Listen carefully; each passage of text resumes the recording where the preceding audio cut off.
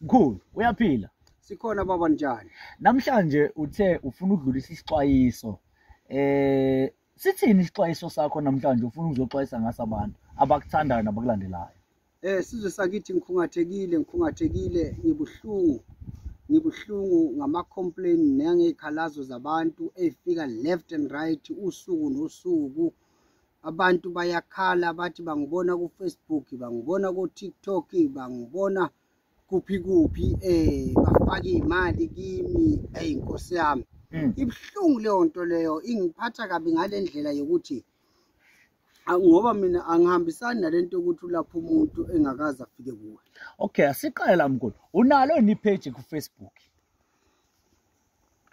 Bonke abathanda udokotela u2+2 bayazi ukuthi ku-Facebook anginalo mina i-page. Kusho ukuthi lama page siwabonayo amapokoza.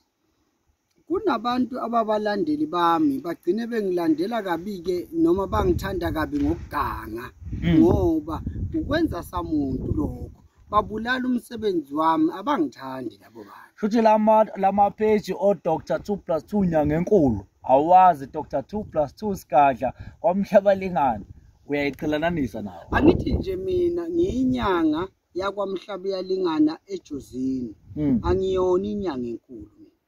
Mina ngiyinyanga hayi enkulu, futhi angikaze ngacabanga nangelinye ilanga ukuthi ngiyafisa ukuba mkhulu, ngoba ngihlezi ngitshela abantu ngithi iBhayibheli lithi ungaziphakamisi, kodwa akube umsebenzi wakho okuphakamisayo esizweni. Yingakho ke ngiduma umhlaba wonke kanje ngamakhambi. Yingakho nje ngithandwa abantu bagcine sebenza izinto ezirong ukungcolisa igama lami, ngoba bafuna ukungikhipha ebantwini igiya labo. Kodwa ke kwaJoe kulonyaka isiqubulo sithi isingingila sizobhama.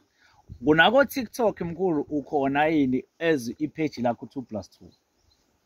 Anginawo TikTok baba. Awunalo nepage TikTok? Anginalo nepage. Usho ukuthi amapokoza onke lawo. Mfowethu, into enginayo mina uYouTube. Ipage lami liku-YouTube, Dr. 2+2 ku-YouTube. Futhi uzolibona ukuthi libe nabalandeli abaningi. Linabalandeli abayinqumbi. Kunamavideo akho futhi. Kunamavideo ami onke amaningi. Amasha. Phela ilapho ke abawantshontsha khona phela. Sithi sifaka ku-YouTube sebelindile bakhamisile njengofishi. Bese bayawathatha ke bona bawafake ngale ba-edit inamba, sebaze bakha ngisho inamba edida abantu ecisifane nale. Hey, ake sikusho umbukeli ngasekhaya ukuthi inombolo kaDokotela uSigadla Senyama oyibuka ino 737 lapha nendawo. Eyalo muntu oyiscam ohambe escam abantu eqola abantu ino 6 angazi bani kodwa 65 kanjalo. Azifani lezi inamba. Udokotela unayo inamba 8083.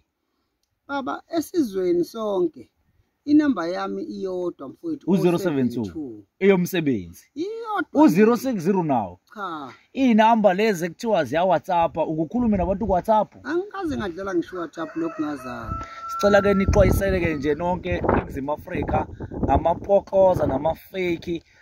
Labantu baya direct abantu bethi babaletha la ekhaya eSigadla bese befike. Ngakhumbula nilanga ngiphuma ngafica abantu la egethini bathi ba directwe inombolo aba WhatsApp nayo, kodwa masifika lana wathi wena awubaza uxhumana nabo, baxhumana nalamapokoza. Ngiyabajikisa nje abantu Nkosi yami, kuyaye kube buhlungu. Ngiyabajikisa, kuyaye kube buhlungu umuntu usesuke eCape Town azojika la egethini. Kubuhlungu, kodwa ingekho into engingayenza mina ngoba usuke exhumane naloyo muntu, hayi nami. Mina umuntu oxhumane nami isuke ngimlindele ukuthi aze kimi ngimsize ngokwesintu.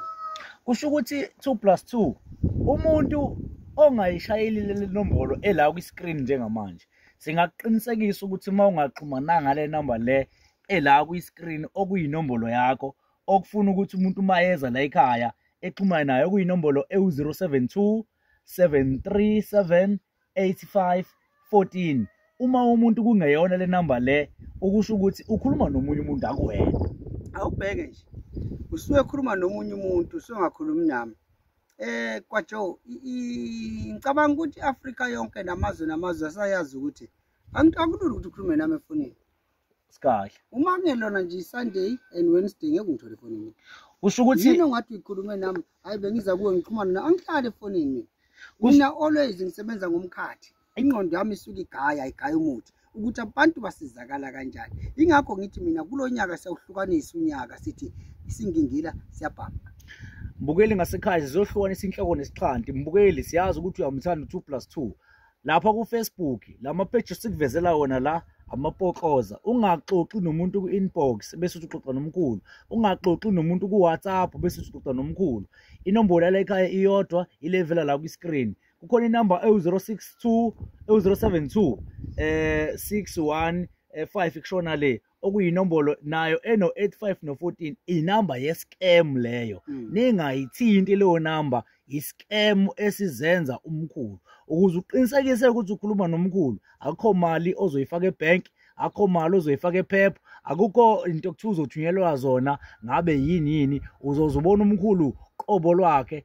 ukhulume ubhuke mawukuthi uyabhuka la ekhaya uzoza ukuthi ubhuka la ekhaya nayo inombolo ku screen kusiye lapha ku YouTube channel emkhulu ithini i YouTube channel yakho ithi Dr 2+2 TV ilapho kofika ubone yonke imigilingwane yala kwasibiya kwa 2+2 only ku YouTube hayi ku Facebook hayi ku TikTok hayi ku Instagram hayi ku Twitter hayi bo kwa Joe nizwile bafowethu only YouTube channel mkhulu sasithola ama complaint amaningi athi umuntu bengixoxa no 2+2 ku WhatsApp ngithi mina akuyena 2+2 lo iscam leyo athi 2+2 sethanga ngifaka u2000 iscam leso ku Facebook onke lama page 2+2 nyanga enkulu 2+2 kwamhlabelengane nizoqolwa ngoba anifuni ukulalela lesixwayiso umkhulu nje obesichaza ukuthi akekho ku Facebook kuma page ushuthwa yithina ngama channel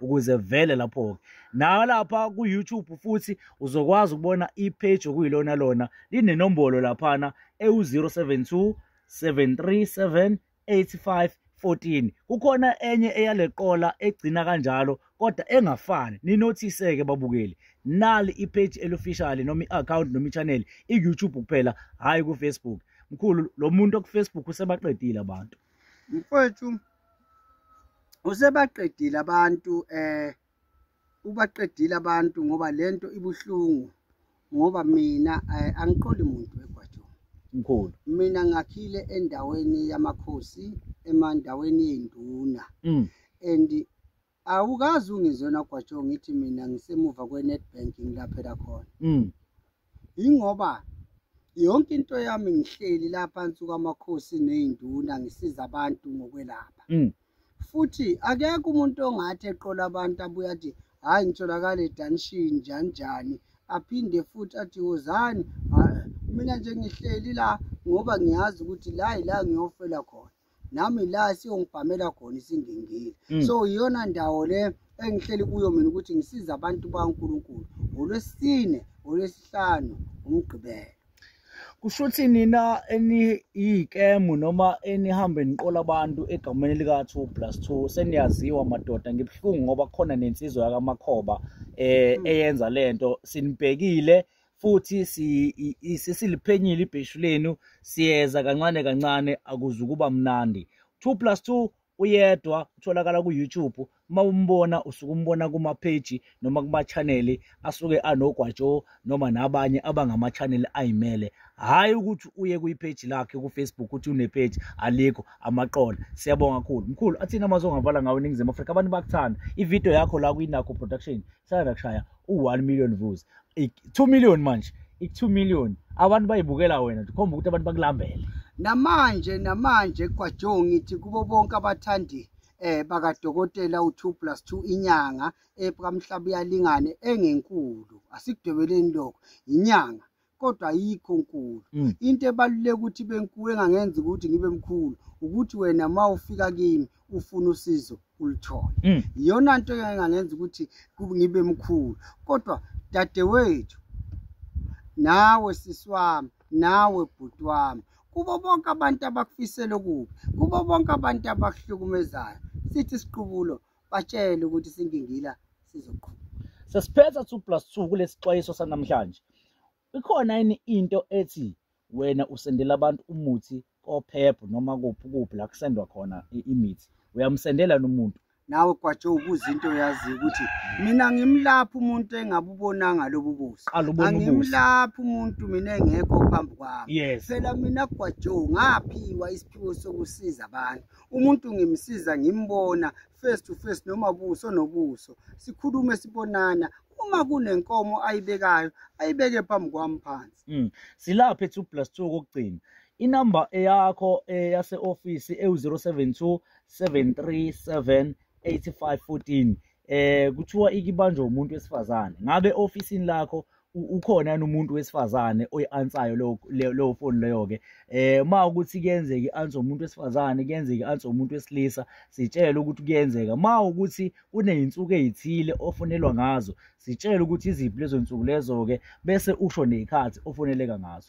Nkosi yami muhle umbuzo wakho kwaJoe usukhulile wena kwaJoe kuyenzeka bakithi ibanjwe ngumuntu wesifazane iyenzeka kube ngumuntu wesilisa bese ngithi lapha ya isikhathi esiningi ilanga engitholakala ngale fonini uma ufuna ukubuza futhi ungangibingeleli angibingelelwa mina I'm always right wena hlalo dabeni ukuze udedele nabanye phela abafona because ingcingo laziningi kwaJoe ziningi ingcingo abantu bayathanda ukukhuluma nami manje wena ke uqala uxoxa ubika indiba ubika ibuzi hlalo dabeni ukuthi ufuna mawufuna ikokolosho ufuna ikokolosho mina bese ngiyakuphendula kuba uLesithathu from ekseni sikhulume nje ngoLesithathu usuku lonke isuke ngikhuluma nabantu abangabalandeli nabantu abafuna usizo kwa2+2 nangesonto uLesithathu yisonto kancane kodwa esontweni kodwa nje uLesithathu kakhulu igalante suka ngobani isikhathi suka ngo4 ngo3 4 5